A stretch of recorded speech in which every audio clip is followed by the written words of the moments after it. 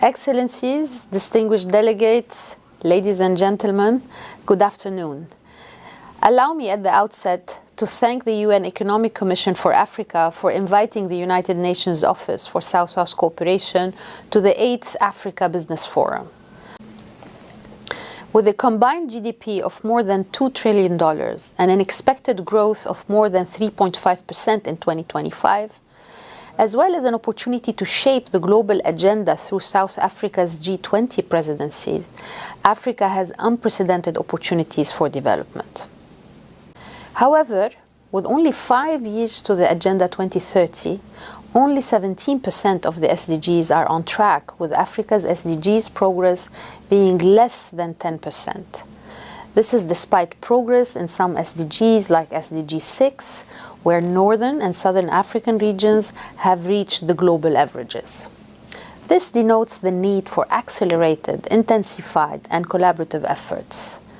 More than half of the Sustainable Development Goals relate to the areas of focus of your discussion today: agro-industrial, livestock, and pharmaceuticals regional value chains.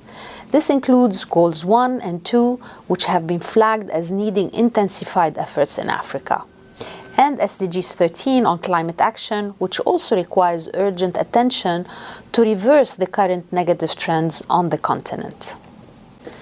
This vital forum today, bringing together representatives from the governments, private sector, the development partners, the financial institutions, and civil society from across the continent to explore solutions in agro-industrial, livestock, and pharmaceutical regional value chains, therefore, comes at a pivotal time.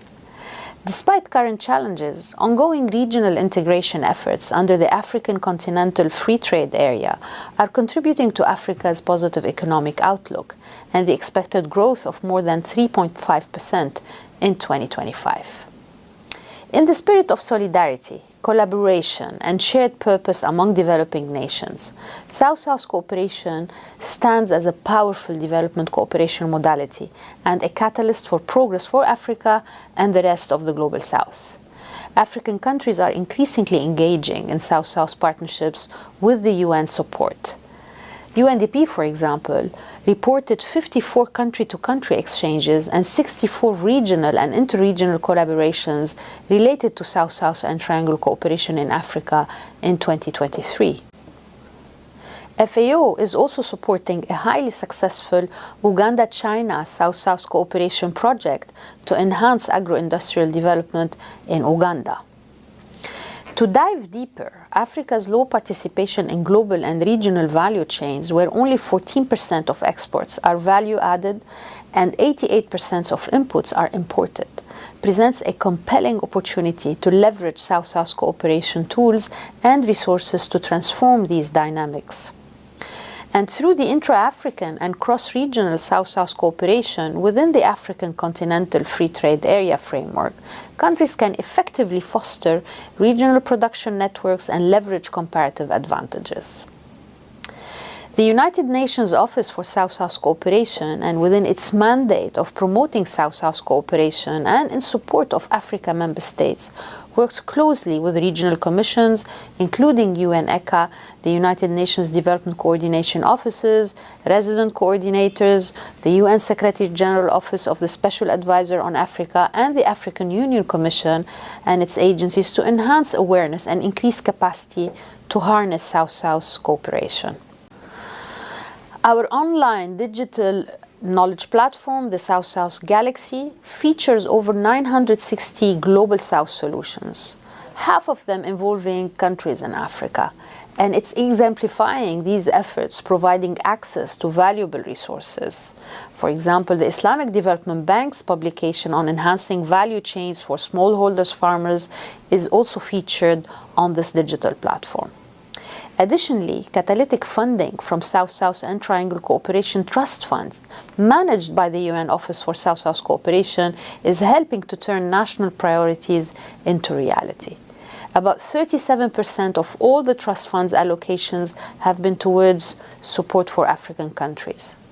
One good example through our IPSA Fund, which is supported by India, Brazil, and South Africa, is a $1.7 million IFAD project, which is boosting rural soya production in Zambia. Similarly, the UNOSSC WFP China-Africa Rice Value Chain Development Pilot Initiative has strengthened the local rice value chain in Western African countries through mutual learning and technology transfer for post-harvest loss management. Cross-regional exchanges offer further avenues for growth.